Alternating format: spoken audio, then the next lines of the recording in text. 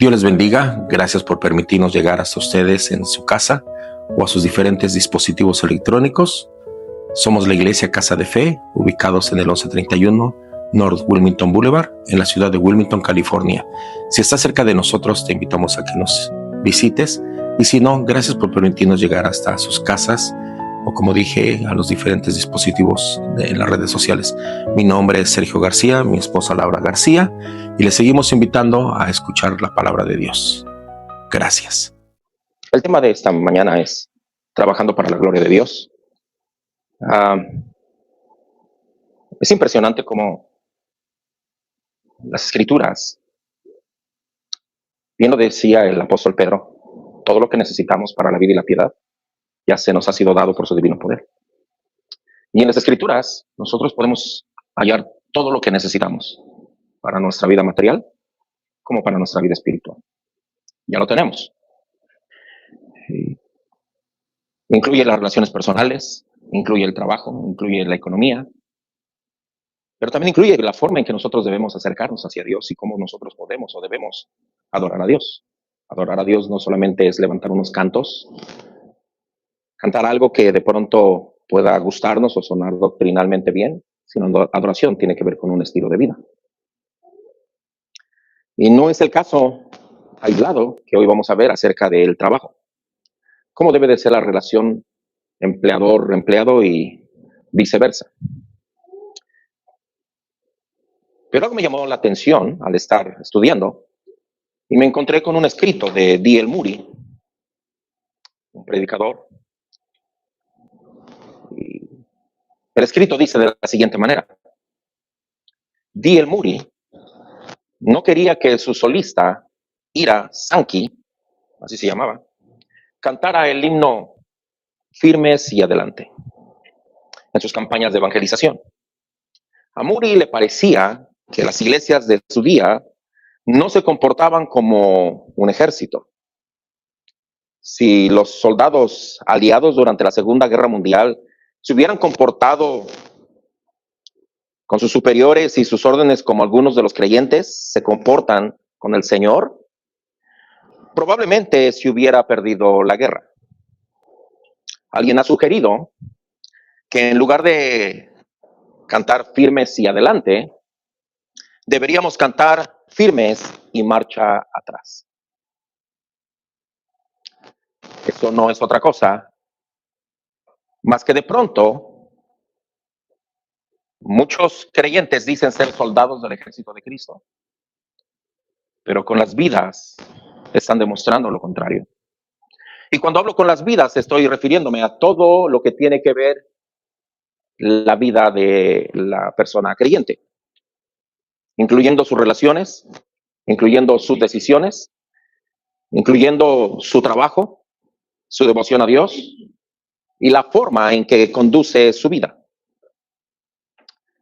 Nosotros en el capítulo 6 de Primera de Timoteo vamos a poder estudiar algunas verdades que nos van a ayudar a traer un poco más de luz a la vida de nosotros, para que cada uno de nosotros podamos analizar nuestras vidas a la luz de las Escrituras.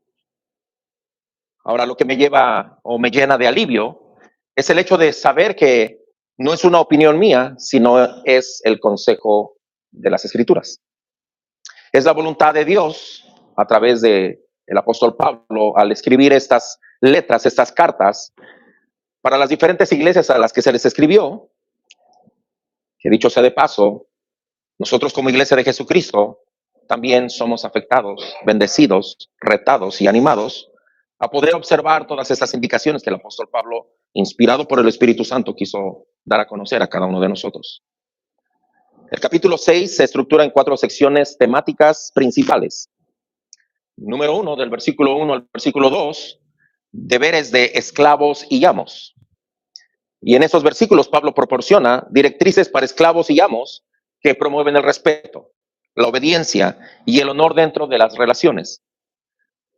La instrucción aborda la relación entre capital y trabajo, estableciendo que el cristiano debe rendir un día completo de labor por su empleador. Del versículo 3 al 10, el apóstol Pablo va a hablar acerca de los falsos maestros y el amor al dinero. Pablo advierte en estos versículos sobre maestros falsos y el amor al dinero, asociando características específicas con ellos y contrastando su enseñanza con la sana doctrina. Enfatiza el amor al dinero es la raíz de todos los males. Es importante aclarar que es el amor al dinero, no es el dinero en sí mismo. El punto número 3, en los versículos del 11 al 16, el apóstol Pablo le va a hacer un encargo personal a su hijo en la fe, Timoteo. El apóstol Pablo insta a Timoteo, como persona dedicada a Dios, a perseguir la justicia, la piedad, la fidelidad, el amor, la resistencia y la gentileza. Enfatiza la importancia de mantener la doctrina sana y luchar la buena batalla de la fe.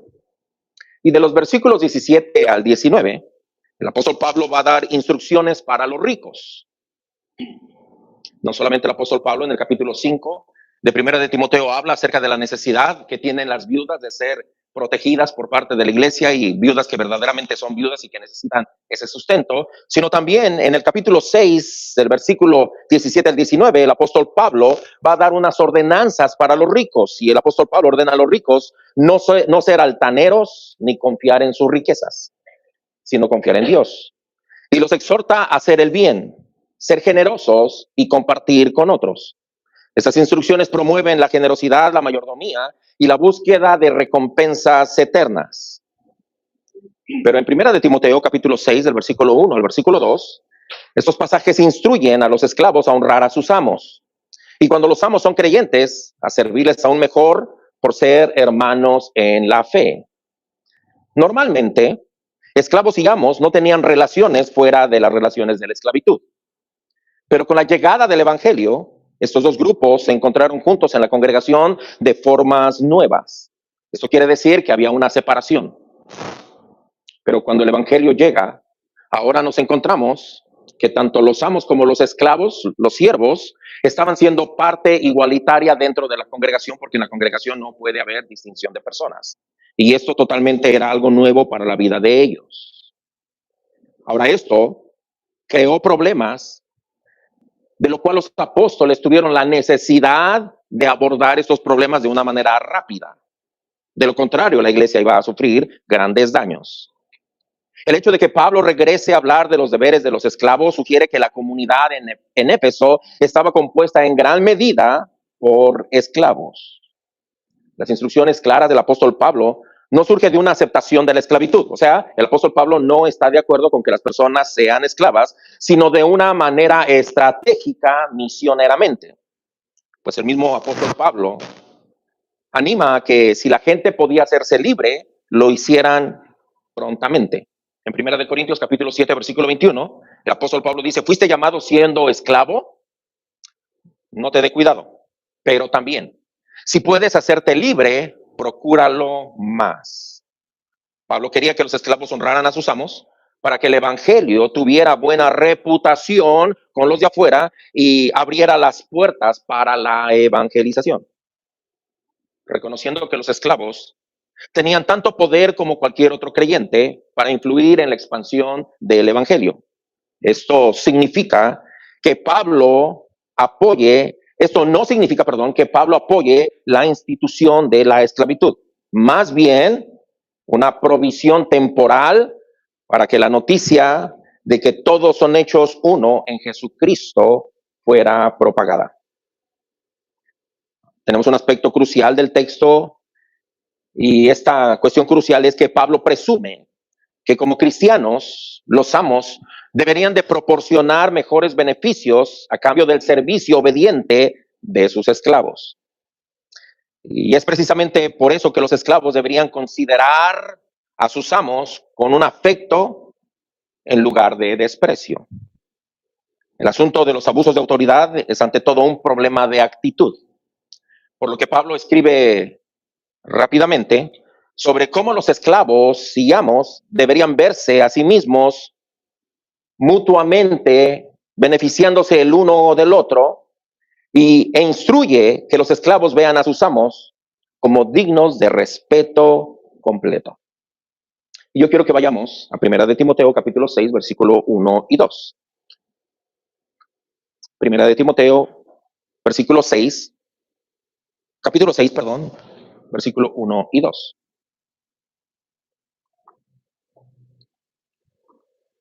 Todos los que están bajo el yugo de esclavitud tengan a sus amos por dignos de todo honor, para que no sea blasfemado el nombre de Dios y la doctrina.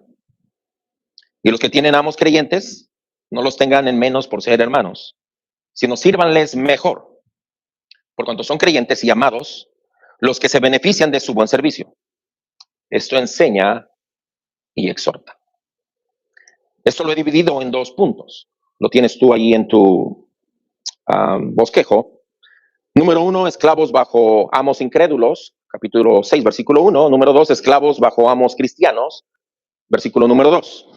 Y con estos 2 puntos y con esta lectura de esos 2 versículos, mi proposición en esta tarde es que el creyente debe servir con excelencia y respeto en sus responsabilidades terrenales para proteger la reputación del evangelio y honrar a Dios ante el mundo.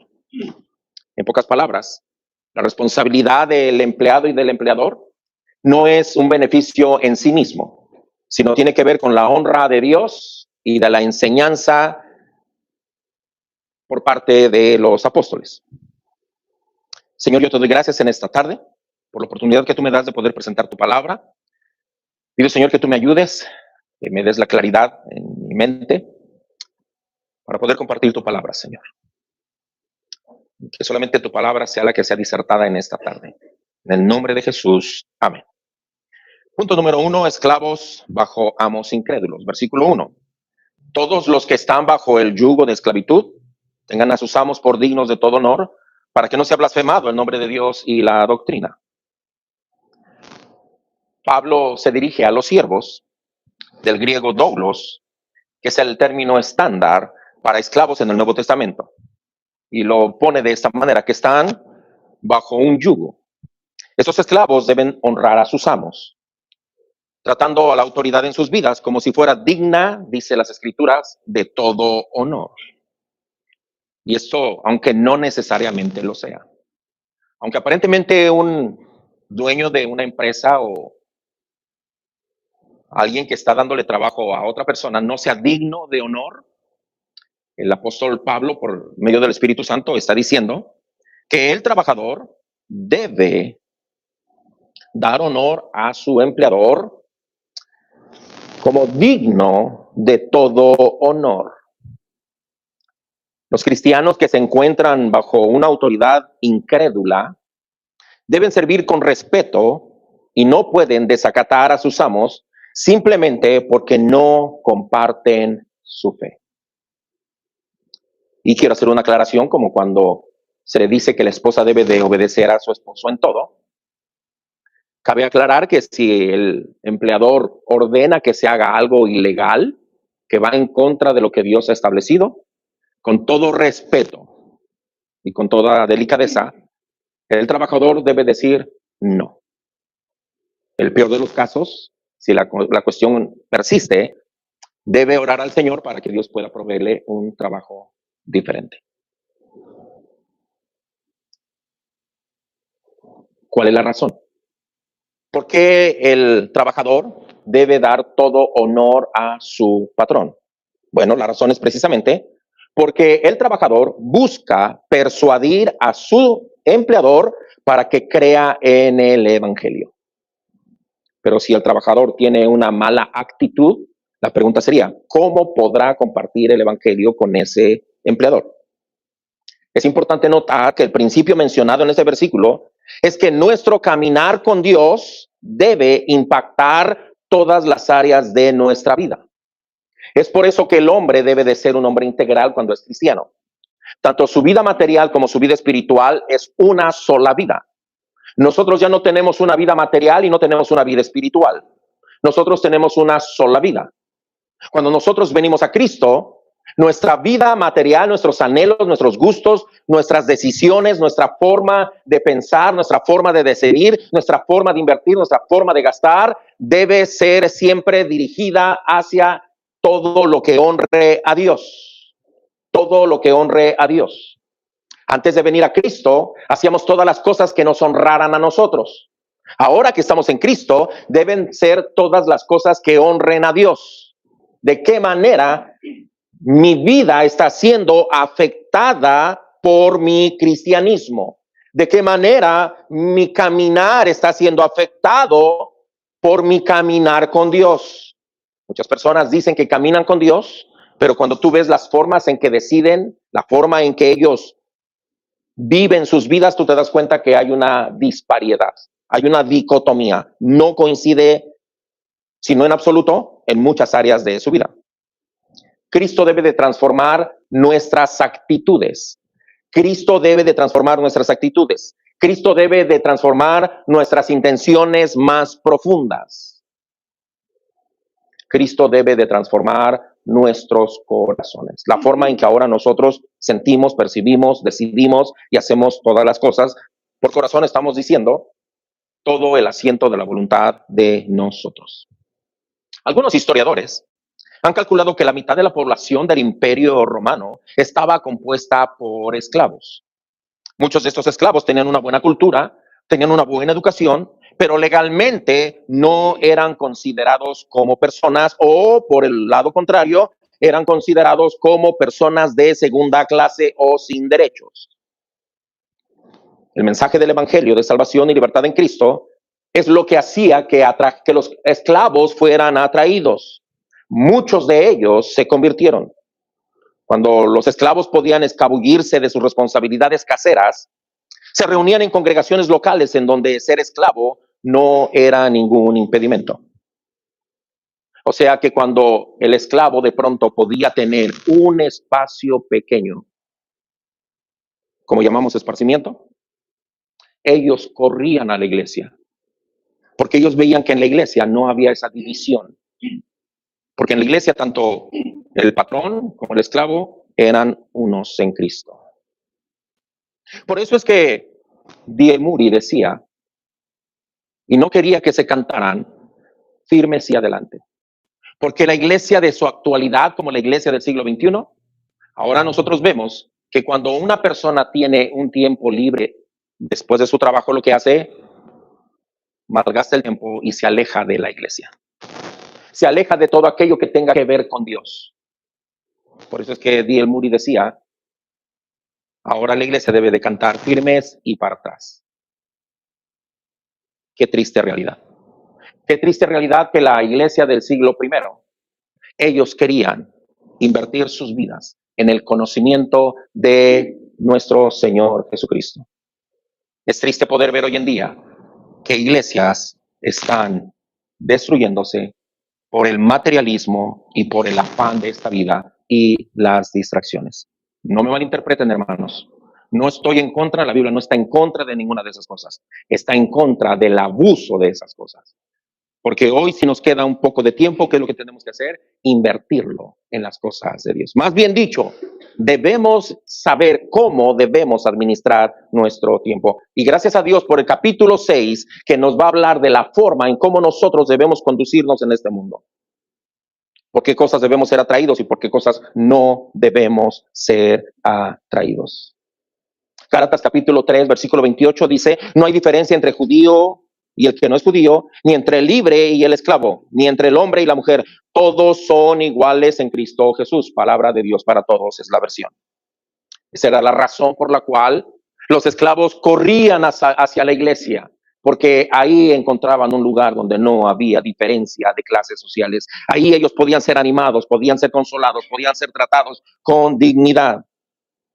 Pero obvio, existía un problema, como en todos los lugares.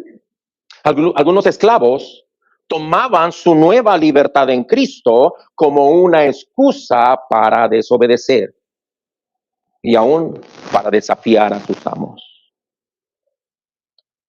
Yo creo en la libertad en Cristo. Me encanta la libertad en Cristo.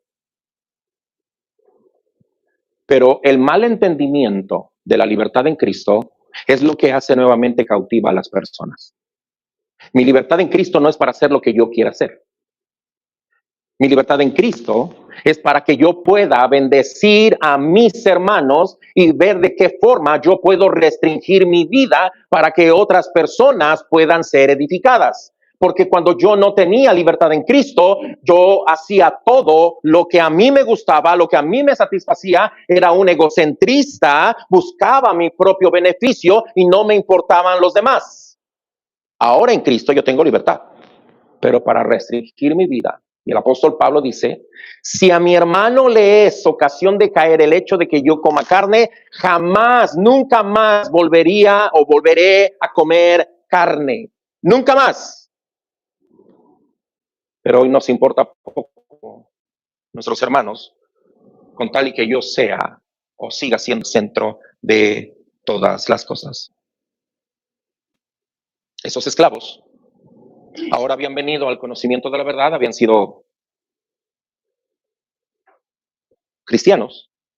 Entonces ahora ya se sentían con la autoridad de menospreciar a sus jefes. Ahora ya no querían obedecer a sus jefes. Estos cristianos deberían aprender que su libertad espiritual en Cristo en ningún momento alteraba su posición social, aunque fueran aceptados con gusto en el compañerismo de la iglesia. Al contrario, ahora me genera una mayor responsabilidad, porque ahora yo tengo que demostrar la obra que Cristo ha hecho en mi vida. Tristemente, en esos últimos tiempos que son los que yo he estado viviendo, me encuentro con personas que anteriormente vivían vidas ortodoxas, pero ahora, bueno, es la boda de uno de sus hijos y ahora se permiten bailar, tomar y salir todos ebrios de la fiesta. Ahora se permiten visitar lugares que anteriormente ellos prohibían que se visitaran. Ahora en su libertad en Cristo, nosotros podemos ver cómo aún la misma iglesia se convierte en un centro de entretenimiento y no en un lugar donde se honre y se glorifique el nombre de Dios. Ahora con la libertad en Cristo, nosotros podemos ver cómo inclusive hasta el uso del cuerpo y el uso de la vestimenta se ha echado a perder. Me impresionó, queridos hermanos, me impresionó lo que escuché de un hombre de Dios. Me impresionó. Y me llenó de terror. Ese hombre de Dios dijo, ahora el creyente no necesita ir a un club nocturno. Hoy no se necesita hacer eso. Basta con que vaya al gimnasio.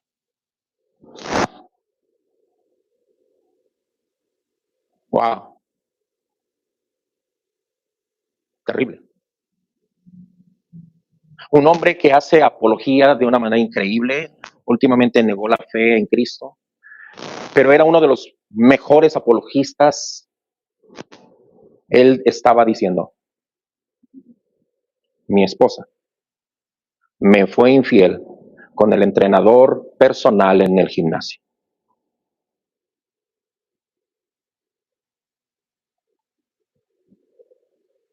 Wow. Este hombre de Dios decía, miren hermanos, hermanas, si tú quieres ir al gimnasio, ve a un lugar donde vayan puros hombres, si eres hombre. Y si eres mujer, ve a un lugar donde vayan puras mujeres. No visites un lugar mixto.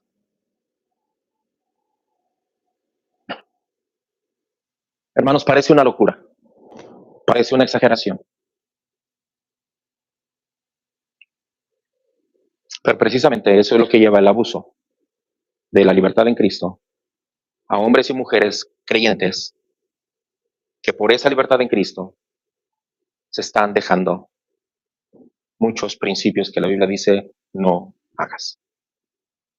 Y ahora cualquiera que se levante, como es el caso mío ahorita, se le toma como legalista, anticuado y fuera de control.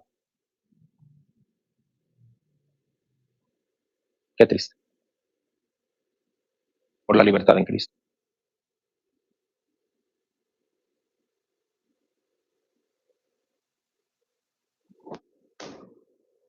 Eso era lo que estaba pasando en la iglesia de Éfeso, en el contexto de Éfeso. Muchos venían a Cristo esclavos y cuando regresaban a su lugar de trabajo ya no querían respetar a sus patrones. Ya no querían respetar porque ahora ellos gozaban en su aparente libertad en Cristo. Y el apóstol Pablo dice, no, no. Pero también de la misma manera, ningún amo creyente debería considerar a sus esclavos bajo yugo, sino que los trataría con amor y respeto. Lo que dice Colosenses capítulo 4, versículo 1. Amos, haced todo lo que es justo y recto con vuestros siervos, sabiendo que también vosotros tenéis, un amo en los cielos. Filemón capítulo 1, versículo 16. No ya como esclavo, sino como más que esclavo, como hermano, amado mayormente para mí, pero cuanto más para ti, acerca de Onésimo, tanto en la carne como en el Señor. El versículo 1 dice, todos los que estaban bajo el yugo de esclavitud. El contexto histórico, como lo he estado diciendo, de la esclavitud en Roma, es que la esclavitud funcionaba como una institución patrocinada por el Estado, con códigos legales detallados y procedimientos económicos muy sofisticados. Pero esto operaba como un proceso temporal, más que como una condición permanente. Para la época en la que el apóstol Pablo está viviendo, el nacimiento de nuevos bebés se había convertido en la fuente primaria de nuevos esclavos, ya que según la ley romana, si nacías de una mujer esclava, ese niño quedaba vinculado con el amo de esta mujer. Ya hemos dicho que en los hogares grecorromanos, los esclavos no solamente servían como cocineros, como criados, sino también servían como tutores, que eran los pedagogos, los que instruían a los niños de los hijos romanos. Muchas de las ocasiones eran griegos. Por eso es que Grecia no pudo ganar a Roma en la fuerza física, pero los ganó en lo intelectual. Muchos de ellos eran médicos, esclavos médicos, administradores del hogar. Muchos eran administradores de negocios, eran gerentes de fincas, eran gerentes de barcos. Muchos de ellos ocupaban lugares de prestigios como ejecutivos, donde podían tener decisiones. Y si no, acuérdate de José, que era servidor de Potifar. Y si no, acuérdate de Daniel. Pero había una tensión teológica en esta iglesia primitiva. Los esclavos creyentes eran considerados hermanos en Cristo desde el principio. No había esa distinción. En cuanto ellos se convertían, ya eran considerados como hermanos cristianos que estaban siendo parte completa y entera del cuerpo de Cristo. Hombres por los que Cristo murió y que eran redimidos verdaderamente como cualquier otro hombre libre, como sus patrones. Sin embargo, algunos esclavos convertidos presumían de su nueva relación con sus amos cristianos, encontrando una difícil manera de poder mantener esta posición ordinaria. ¿Por qué razón? Porque en el lugar de trabajo, ellos tenían a su amo y estaba el trabajador. El amo de pronto le decía, quiero que hagas tal o cual cosa, y el esclavo tenía que hacerlo. Pero cuando llegaban a la iglesia, de pronto el amo se quedaba con la idea de que seguía siendo su trabajador en la iglesia y le pudiera decir, hey, quiero que vayas y hagas tal cosa. Entonces el esclavo decía, espérame, no te olvides que estamos en la iglesia. No te olvides que estamos en la iglesia. Así es que tú aquí no me puedes hablar de esa manera. Pero cuando llegaban a su lugar de trabajo, posiblemente el empleador, el trabajador, cuando el patrón le decía, me lo quito.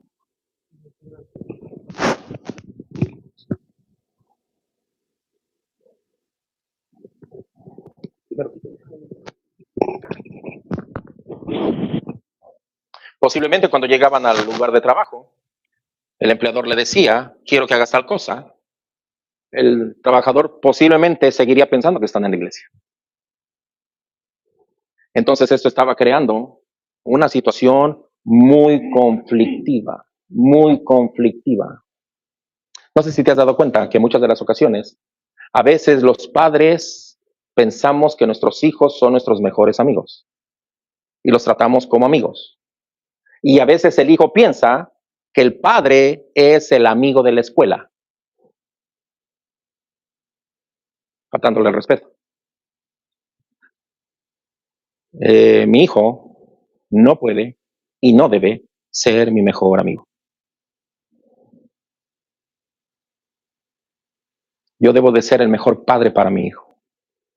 Y mi hijo debe de ser el mejor hijo para mí. Sí, señor.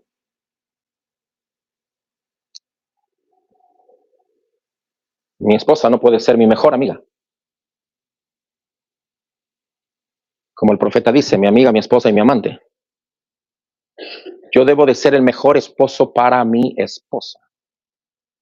Y ella tiene que ser la mejor esposa para mí.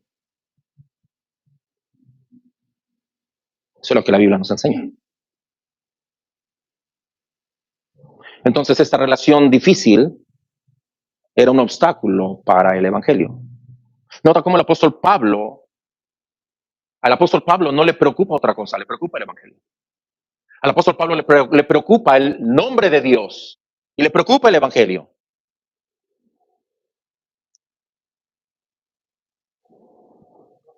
Los dueños paganos no considerarían las demandas del evangelio si los esclavos cristianos mostraban menos disposición a trabajar.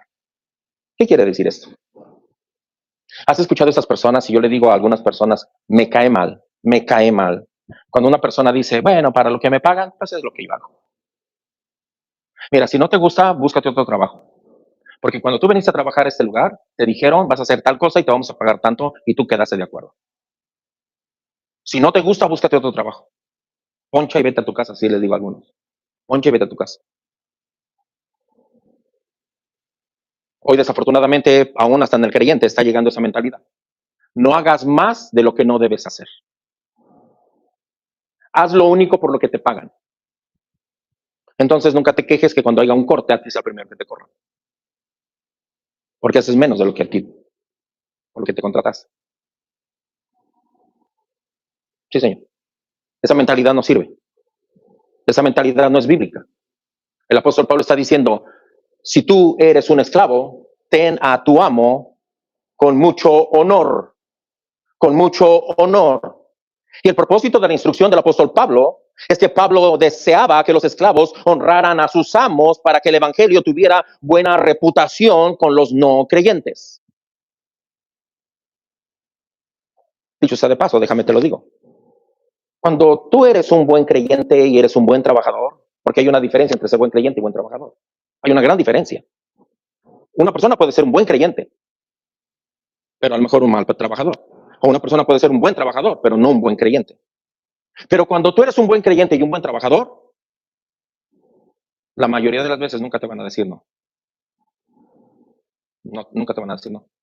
Te vas a convertir en una persona indispensable para tu empleador. ¿Sí? El buen trabajador, escúchenme hermanos, el buen trabajador no es aquel que dice a todos sí en el trabajo. El buen trabajador es aquella persona que toma a Dios en primer lugar. Va a honrar a Dios en primer lugar. ¿Sabes qué? Yo tengo un Dios a quien tengo que servir. Ya te serví a ti, ahora yo tengo que servir a mi Dios.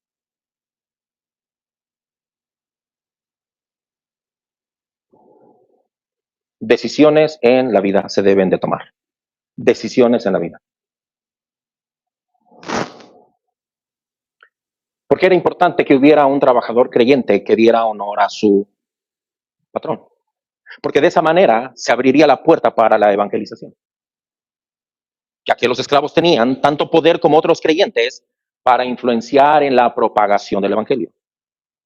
Como ya lo dije hace rato, esto no significa que el apóstol Pablo estaba apoyando la esclavitud, sino que el apóstol Pablo estaba viendo una disposición temporal para que la noticia del evangelio llegara a todos los hombres en todos los lugares y el evangelio de Jesucristo se difundiera. Esa era la razón. Porque si un creyente, si un esclavo creyente se rebelaba en contra de su amo inconverso, estaba trayendo deshonra al evangelio. Por eso el apóstol Pablo dice, el nombre de Dios y su doctrina serían blasfemada. Otra versión dice, el reino de Dios y mi doctrina, hablando el apóstol Pablo, mi doctrina, que era la doctrina de Jesucristo, serían blasfemados. Romanos 2:24, porque como está escrito, el nombre de Dios, escúchame bien, el nombre de Dios es blasfemado entre los gentiles por causa de vosotros.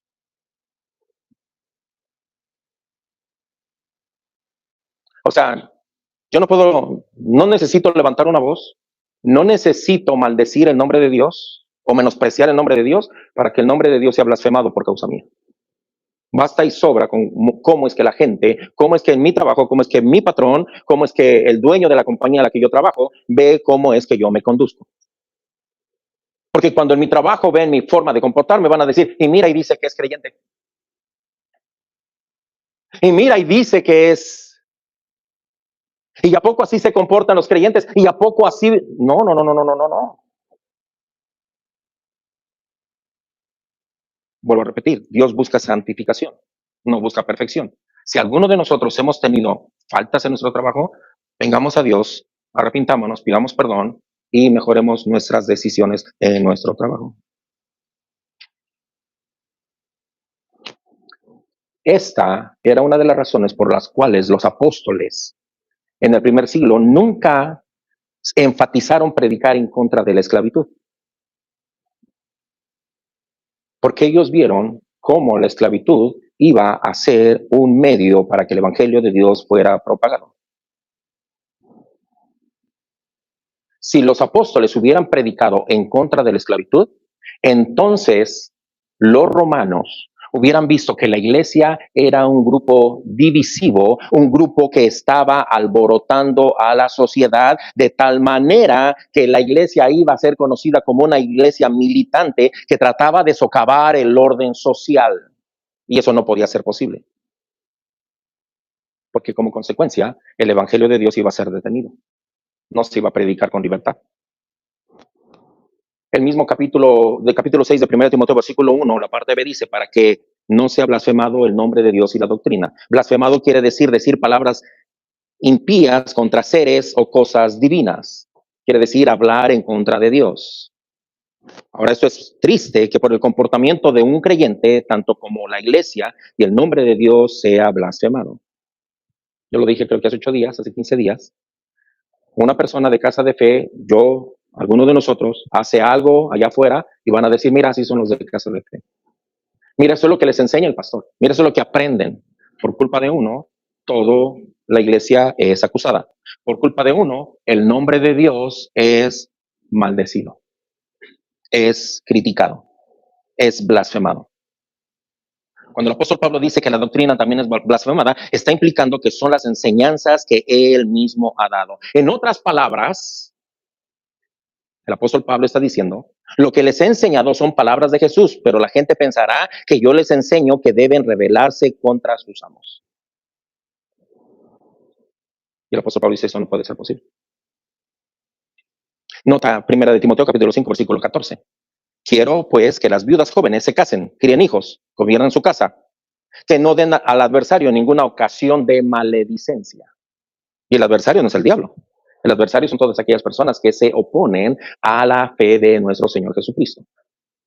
Entonces, los esclavos para ese tiempo de Éfeso no deberían dar ninguna ocasión para que se maldijera el nombre de Dios. Génesis 13:7. Ese es el versículo que en la mañana hablé. Y hubo contienda entre los pastores del ganado de Abraham y los pastores del ganado de Lot. Hubo una contienda. Abraham, Lot, tío, sobrino. Los dos son ricos. Pero ahora los pastores están peleando. O sea, permíteme, ni entre familias se pueden llevar bien. ¿No se pueden llevar bien entre familias? Nota lo que sigue. Quiero que todos vayan a Génesis 13:10, 13:7. Génesis 13:7. Esto es interesante.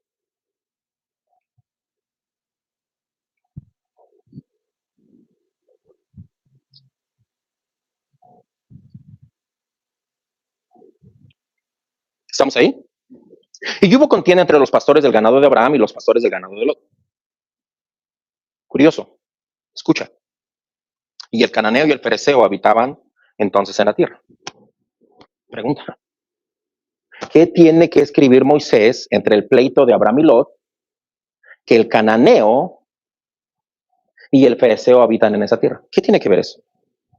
¿Por qué los menciona Moisés? ¿Cuál es la razón? Bueno, déjame decirte que la mención de estos pueblos no es incidental.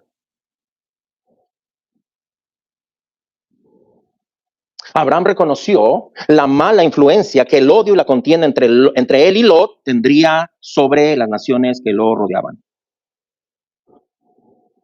Nada habría distorsionado más efectivamente el plan de Dios para evangelizar a las naciones de Canaán que una continua discordia entre las dos familias. O sea, en pocas palabras, te das cuenta cómo es posible que dos familias que están supuestas a agradar a Dios en todas las cosas no puedan ser de testimonio para los cananeos y los fereceos. Cómo estas dos familias, Abraham y Lot, peleándose sus pastores entre sí, ahora van a ser de testimonio para los cananeos y los fereceos acerca de un Dios efectivo. ¿Cómo?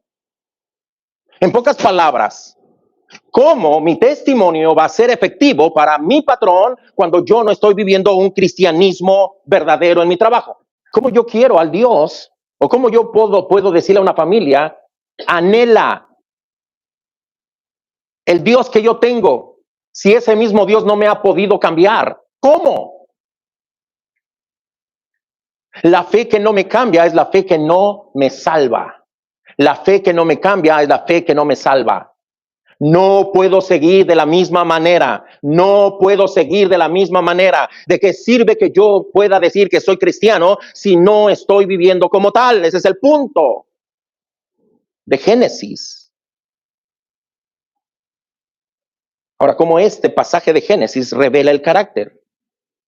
¿Sabes cómo revela este pleito entre los pastores el carácter entre también el amo con el esclavo o el esclavo con el amo? La falta de un cultivo de amistad con Dios entre Lot causó su retraso espiritual. La falta, escúchame bien, hermano, la falta de comunión mía con Dios retrasa mi proceso espiritual. Entre menos comunión yo tengo con Dios, es más palpable, es más visible mi retraso espiritual. En este caso de Lot, la contienda de los pastores de Lot evidenció el fracaso de Lot de honrar a Abraham. El hecho de que Lot no hubiera intervenido con los pastores de él, si Lot está viendo que sus pastores están peleando con los pastores de su tío, eso fue lo que evidenció la falta de relación que Lot tenía con Dios. Pero no solamente eso, el hecho de que Lot no intervino fue una manifestación de su mundanalidad. Más adelante nosotros lo vamos a ver. Va a vivir a Sodoma y Gomorra. Más adelante se deja emborrachar por sus hijas y comete incesto.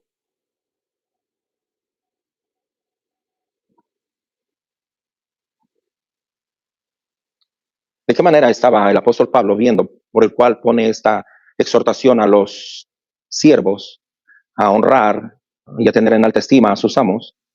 Porque el apóstol Pablo estaba viendo la mundanalidad posiblemente de los siervos.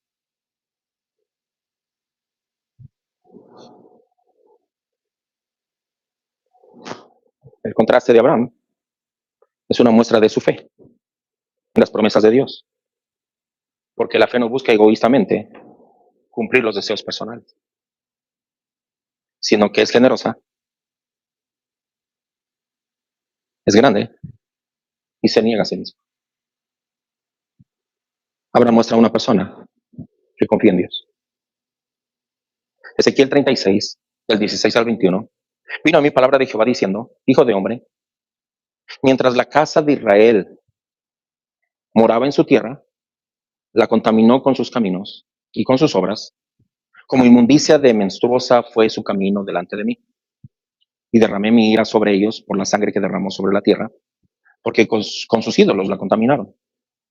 Les esparcí por las naciones y fueron dispersados por las tierras, conforme a sus caminos y conforme a sus obras les juzgué.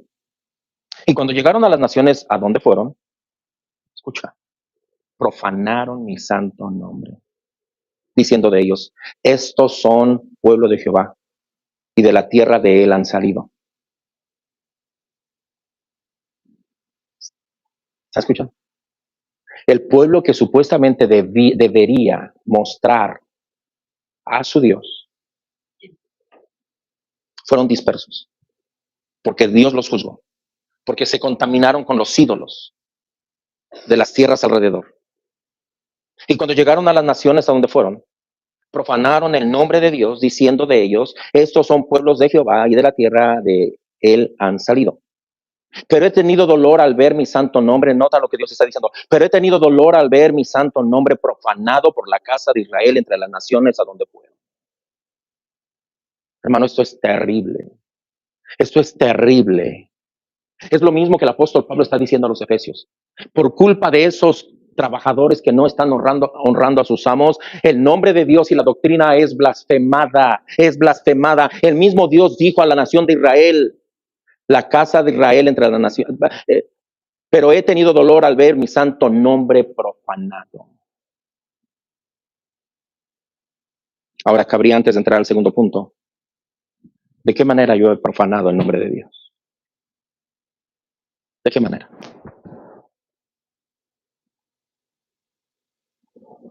¿De qué manera? Porque Dios no va a tomar por inocente al culpable. Esto es el trabajo, hermanos. Increíble, ¿no? Ese es el trabajo. ¿Cómo mi vida espiritual afecta a mi trabajo? ¿Cómo debo de comportarme en el trabajo? El punto número 2, esclavos bajo amos cristianos. Versículo 2. Y los que tienen amos creyentes no les tengan en menos por ser hermanos, sino sírvanlos mejor por cuanto son creyentes y amados los que se benefician de su buen servicio. Esto enseña y exhorta. Esta segunda sección aborda una situación diferente, cuando el amo es también creyente. En estos casos, la relación adquiere una dimensión adicional, porque ambos, tanto amo como esclavo, comparten la misma fe en Cristo y se encuentran bajo la misma comunidad de la iglesia. Como ya lo dije hace rato, esta relación entre el amo y el esclavo estaba generando o creaba una situación difícil en particular, porque los esclavos podían asumir que siendo igual entre Cristo, ya no necesitaban obedecer ni respetar a sus amos. O sea, así como que, pues ya llegué tarde, ¿no? Ya llegué tarde. ¿Y qué pasó? ¿Por qué llegaste tarde? Es que fíjate que estaba yo en la iglesia. Me imagino que eso pudiera haber sido una de las excusas, por decir. O sea, ahora ya la excusa era esa.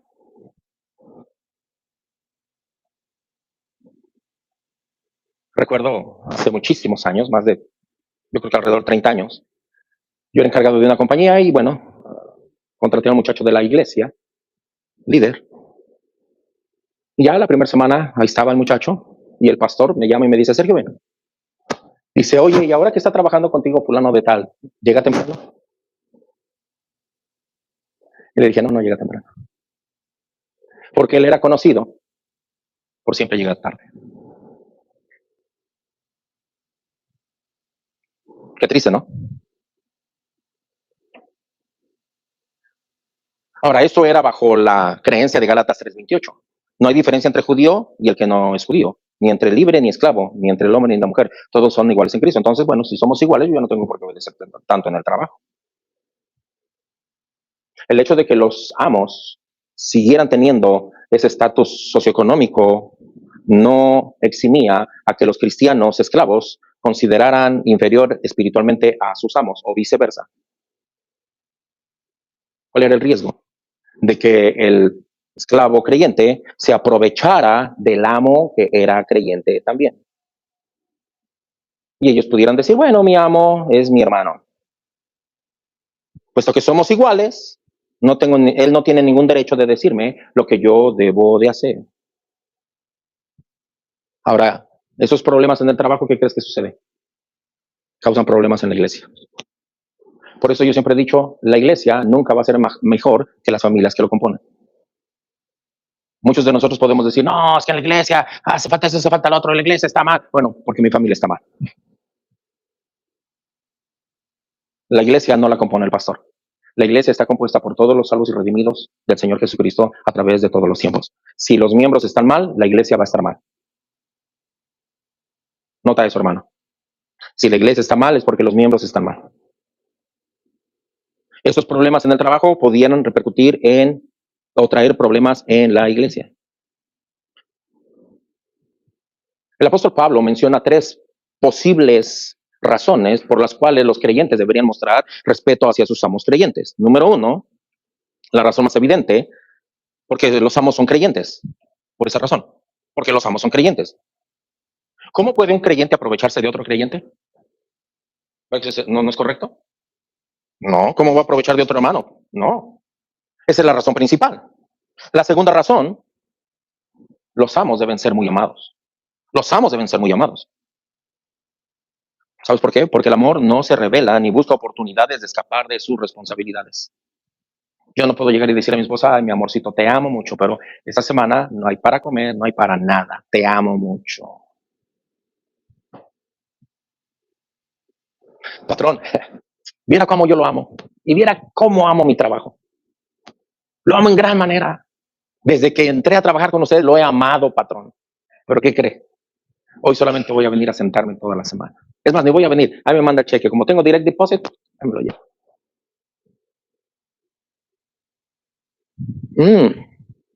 El amor no busca la oportunidad para escaparse de sus responsabilidades. Porque saben lo que sucede el día de hoy, es que siempre, hoy últimamente se está diciendo y más de moda, ¿no? Entonces, ¿dónde quedó el amor? No, si hay amor, pero también hay responsabilidad. El tercer punto, tanto el amor como el siervo, tanto el amo como el siervo se benefician de la obediencia. O sea, se benefician ambos. Hay una bendición recíproca cuando los creyentes se sirven el uno al otro en la voluntad de Dios. Imagínate, yo tengo un patrón que es creyente, él va a buscar mi beneficio. Mi patrón tiene un siervo que es creyente, entonces él va a estar viviendo confiado de que yo no voy a hacer nada malo. Es más, yo no vine a crearte problemas, yo vine a solucionarte problemas. No vine a poner más problemas en tu escritorio, vine a solucionarte los problemas para que no estén en tu escritorio, para que no haya ningún problema ahí. Me voy a cerciorar de que nunca te llegue un complaint mío, me voy a cerciorar de que yo estoy tomando control de todas las situaciones que yo tengo que tener control. Entonces mi patrón se beneficia y yo me beneficio. Ambos somos beneficiados. Cierta ocasión, un pastor estaba aconsejando a una señorita que había renunciado a su trabajo en el mundo secular con el fin de trabajar en una organización cristiana. Había estado en ese nuevo trabajo por un mes y ya se había desilusionado completamente. Y la muchacha dijo, pensé que iba a disfrutar del cielo en la tierra. Esa fue su queja. En vez de eso, ella dijo, solo hay problemas. El pastor le dijo, ¿estás trabajando con el mismo afán para tu jefe cristiano como lo hacías por tu jefe anterior? Y bueno, la expresión en el rostro de esta chica daba la respuesta. El consejero le dijo, el pastor le dijo, trata de hacer más y muestra un verdadero respeto para tu patrón.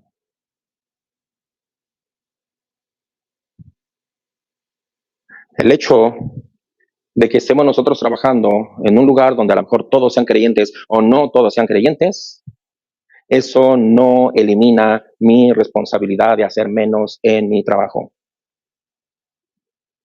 Cuando esa chica aceptó el consejo del pastor, dice que los problemas que ella tenía o que ella veía se resolvieron.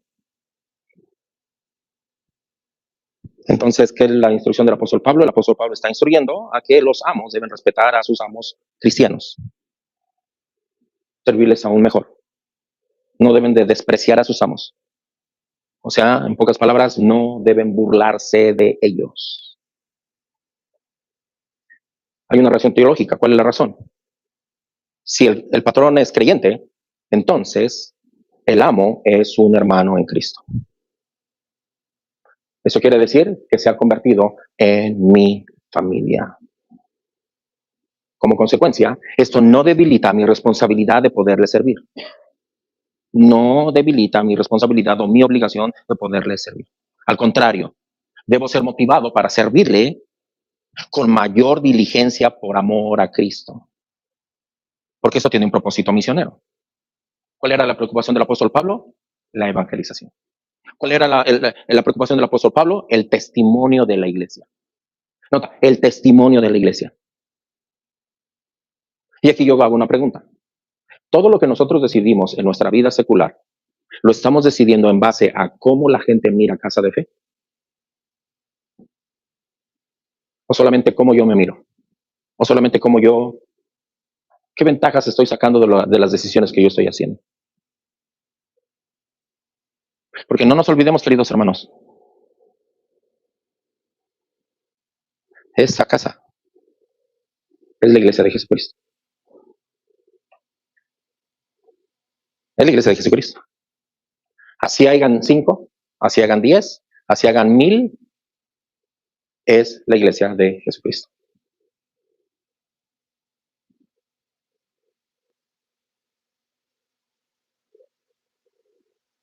No importa el nivel socioeconómico que nosotros tengamos. Como cristianos debemos de vivir maneras que muestren respeto y gracia, de tal manera que las personas sean atraídas al Evangelio, en lugar de apartarlas del Evangelio. Y el apóstol Pablo termina su exhortación. Esto enseña y exhorta. Esto enseña y exhorta en el versículo 2, al final del versículo 2. Esa es una nueva recomendación del apóstol Pablo a Timoteo. Estos verbos, enseña y exhorta, están en tiempo presente. Esto indica que es una actividad continua. Es decir, es una tarea que debe mantenerse cada día del ministerio. Difícil para mí. Número 1, el apóstol Pablo primeramente le está diciendo, enseña. Esa es la labor primordial del ministro. Mi labor primordial para cada uno de ustedes es poder enseñarles. Es poder enseñar. Y la única fuente de enseñanza es la palabra de Dios. Por lo tanto, el apóstol Pablo está mandando a Timoteo como su colaborador que se dedique a enseñar. Y esta instrucción es necesaria para todos los tiempos. Especialmente, esta palabra de enseña es importante en momentos donde la enseñanza sistemática de la palabra va menguando y dejando lugar a la reflexión personal y al humanismo que muchas veces termina conquistando los púlpitos. La manera en que el apóstol Pablo está poniendo esto es una manera de urgencia. El apóstol Pablo retoma esa palabra, enseña. Sin enseñanza, la congregación no alcanza su madurez espiritual y estarán expuestos como a niños en Cristo, a ser arrastrados de un lado a otro por diferentes vientos de doctrinas de hombres que se introducen cada día en las iglesias. Hoy lo que como iglesia necesitamos es regresar a la enseñanza confesional, a la enseñanza confesional. Y la segunda demanda del apóstol Pablo es la exhortación. Esa es la labor personal individualizada en la que cada creyente se alienta y se anima para un mejor ejercicio de la vida cristiana. Pero ¿saben qué, hermanos?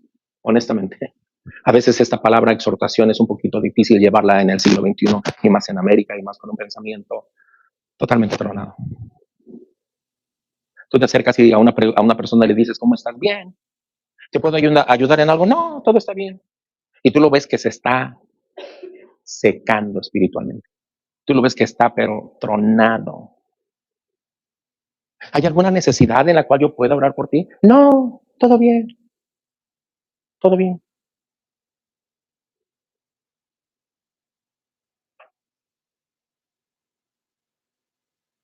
Por eso las escrituras no mienten cuando dicen, muchas veces nosotros no sabemos cómo pedir, cómo conviene. Personas piden que Dios les dé salud cuando ellos necesitan una reflexión espiritual. Personas piden que Dios les dé un mejor trabajo cuando ellos necesitan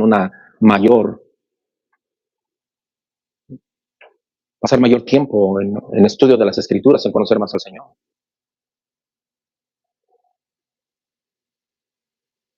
Personas piden que Dios los quite de la prueba cuando ellos necesitan ser probados para que maduren en la fe. Esta labor de exhortación hoy en el siglo XXI es muy difícil, pero no imposible. Muy difícil, pero no imposible. En serio. Hoy todas las personas dicen estar bien. ¿Cuándo has escuchado hablar a una persona cuando te has acercado ayer y tú le preguntas, oye, brother, ¿cómo estás? Sabes que estoy tronado, man. La verdad, estoy tronado. Me estoy sintiendo seco espiritualmente. Mi vida de oración es una basura. No he estado leyendo las escrituras. Me estoy enfriando cada día más. Me he alejado. He permitido tantas cosas en mi vida que me están alejando más de Dios. Me estoy volviendo más insensible a las cosas de Dios. ¿Cuándo has escuchado a una persona de ese tipo? Y tus ojos lo están viendo cómo se está desmoronando.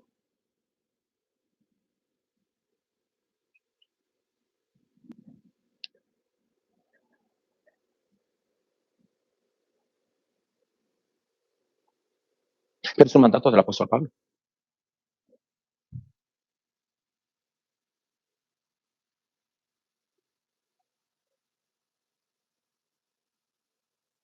No se trata de reprender, se trata de animar.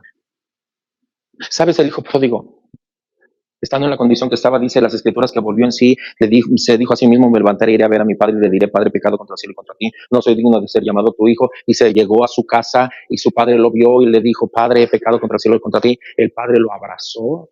¿Has visto en algún momento que el padre le haya recriminado algo? Nunca.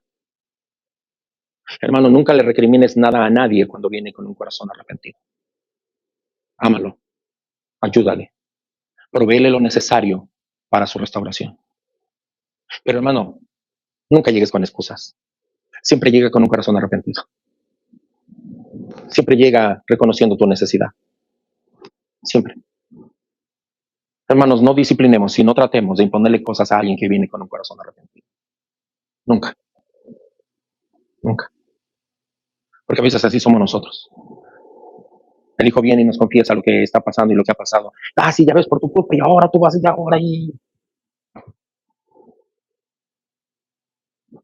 Yo siempre le dije a mis hijos: hijos, no importa lo que hagan, no importa, pero vengan a decírmelo. Yo aquí voy a estar para ustedes todo el tiempo que ustedes me necesiten. Aquí estoy yo. Pero vengan a decirme. Vengan a decirme. Yo fui lejos. Yo les dije: no importa, si tengo que ir a la cárcel, yo voy a ir a la cárcel por ti. O sea, no que yo me meten a mí y se suelten a este, no. O sea, si yo te tengo que ir a visitar, yo te voy a ir a visitar. Pero dímelo. Dímelo. Yo no lo quiero saber por otros, yo lo quiero saber por ti. Ven y dímelo. Aquí están mis hijos. Hermano, si tú y yo necesitamos llegar con otro hermano o una hermana con otra hermana, lleguemos. Sin argumentos. Hermano, ayúdame. Ayúdame. A lo mejor no vas a saber qué hacer con él. No vayas a decírselo a otro. No. Si él vino contigo es porque Dios sabe que tú puedes ayudar a esa persona. No vayas con otro. Y si no sabes decirle nada, ora por él por lo menos. Y al siguiente día sigue orando por él. Y al tercer día sigue orando por él.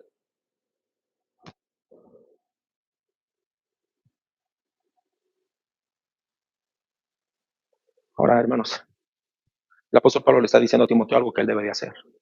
Hermano, con todo mi corazón yo te lo digo. La labor pastoral es vital para el correcto desarrollo de las congregaciones. En serio, hermano. Si no reconocemos que Dios ha colocado a un hombre de Dios, de nada sirve. De nada sirve.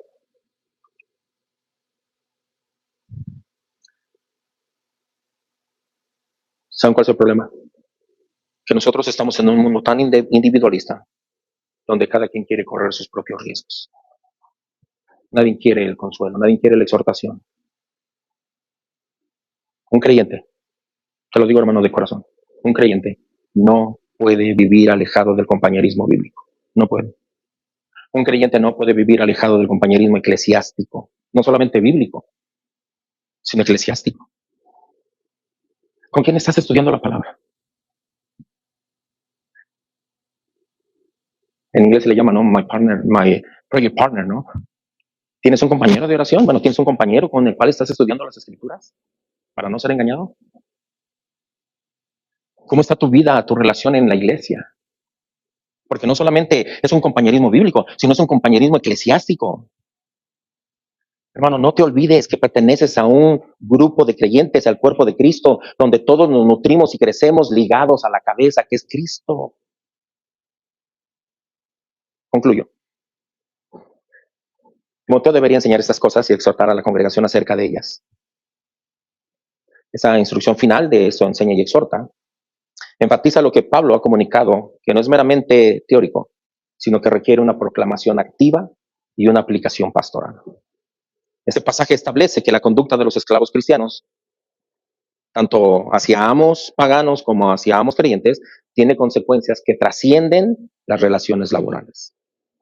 Ahora, eso tiene un propósito misionero muy integral. ¿Cuál es el hilo conductor de estos versículos? Es la protección del cristianismo bíblico. La protección del cristianismo bíblico, o sea, su testimonio. Los esclavos deberían demostrar respeto pleno a sus amos para que el nombre de Dios y la enseñanza cristiana no sea blasfemada. Nota que eso no tiene que ver en ser buen empleado o ser mal empleado, no. Tiene que ver con que el nombre de Dios no sea blasfemado y la doctrina cristiana no sea blasfemada. Esto revela esa preocupación pastoral del apóstol Pablo hacia la iglesia primitiva, donde esto existía en un contexto hostil, donde cada acción de los creyentes podía validar o descartar el evangelio ante los observadores no cristianos. Pero también tiene una unidad en la diversidad. Cuando el apóstol Pablo escribe esta epístola, la iglesia había desarrollado una estructura organizacional donde podían identificarse diversos grupos dentro de la congregación. Y Pablo ofrece esta orientación concerniente a hombres y mujeres, ya lo vimos nosotros durante toda la primera carta de Timoteo, donde hombres y mujeres, diferentes edades, la forma en que Pablo le dice a Timoteo que debe al anciano no lo reprendas, a las jóvenes como hermanas, a las viudas como madres, ¿sí? Cómo debe tratar a las viudas, el apoyo que se le debe de dar, a quienes no se deben de tener en las listas, a los ancianos, a los pastores, el cuidado que se debe de tener con ellos, cómo poder exhortar o reprender a un anciano que esté insistiendo en pecar. Pero también el apóstol Pablo pasa a expresar acerca de los esclavos. Estos dos versículos, el 1 y el 2, muestran que incluso en contextos de desigualdad social, la fe cristiana exige integridad. No importa que tú tengas más, no importa quién tú eres, no importa que yo tenga menos, lo que esto nos requiere es que la fe cristiana exige integridad, respeto mutuo, que esto evidencia la transformación que el evangelio ha hecho en mi vida. ¿Cómo aplico esto? Lo debo de aplicar con integridad y respeto. ¿Qué incluye esto? El trabajador cristiano debe considerar a sus superiores dignos de respeto, para evitar que se hable mal del nombre de Dios y de la doctrina. Debemos evitar la difamación. Si un empleado es perezoso o irrespetuoso, los observadores externos, o sea, la gente, nuestros compañeros de trabajo, pueden culpar su fe o a su iglesia por su mala conducta. Mira, así les dejan hacer en casa de fe. Pero eso también nos lleva a una excelencia. El trabajo bien hecho es una forma de adoración y una herramienta evangelística silenciosa. Ahora, es una herramienta, no quiere decir que así se evangeliza. No. Es una herramienta. ¿Sale? No debe haber favoritismos. Eso quiere decir que tener un jefe que también es cristiano no significa que se deba trabajar menos o esperar privilegios injustos. Porque mi jefe es cristiano, me da chance de hacer todo lo que yo quiera. No. Pero también, no porque mi jefe es malo y no es cristiano, entonces yo no lo voy a obedecer. No debe haber favoritismos. Por el contrario, se debe de servir aún mejor por quienes se benefician del buen trabajo, los creyentes y los no creyentes. Debemos eliminar el menosprecio. No se debe tratar con menosprecio o respeto a un superior por el hecho de no ser iguales en Cristo, como lo dice Gálatas 3:28. La Biblia no promueve la institución de la esclavitud. Pero ya que uno es esclavo, la Biblia lo que sí provee son instrucciones de cómo se debe de vivir la fe aún dentro de una esclavitud o de sistemas sociales que estén en contra de la libertad de una persona. Lo más importante, hermanos, no es esa libertad física o la posición económica que una persona pueda tener, sino la conducta que refleje el carácter de Cristo en la vida de nosotros. ¿Qué nos enseña estos dos versículos? Instan a los empleados como a los siervos a trabajar con justicia y equidad. Y nos llaman a todos a que nuestro carácter sea formado por el evangelio que nosotros predicamos. Señor, te doy gracias en esta tarde. Pido que tú nos ayudes, aquellos que tenemos patrones. Ayúdanos a tenerlos en buena estima, respetarles, para que el nombre tuyo y tu doctrina no sea blasfemada. Perdónanos por no ser de ejemplo en nuestras instituciones. Perdónanos porque de pronto hemos sido mal ejemplo con los compañeros de trabajo. Oro por los que tienen negocios, que tú les ayudes a ser buenos con sus trabajadores, a ser justos, a pagar a tiempo y a ser amables con ellos.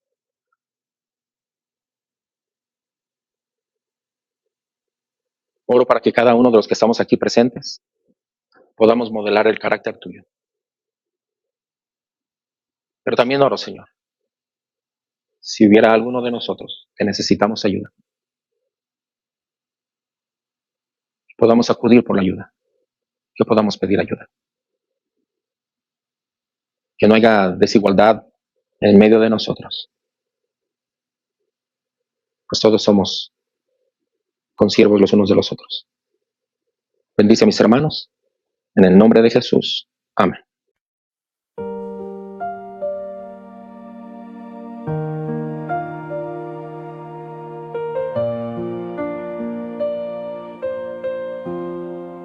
Jehová es mi pastor, nada me faltará.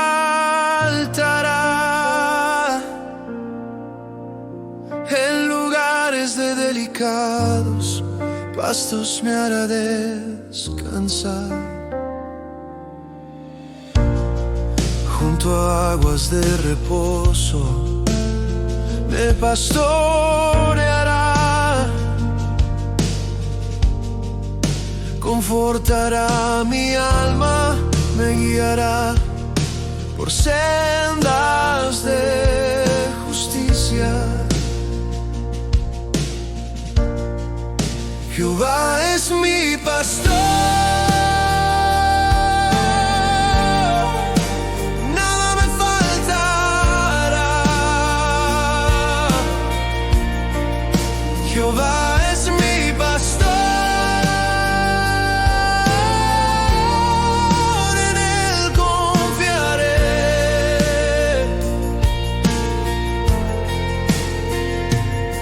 Aunque ande en valle de sombra de muerte,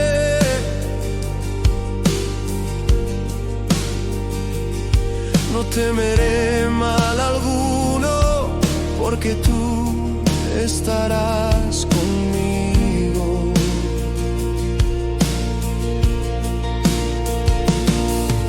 Tu vara y tu cayado me infundirán aliento.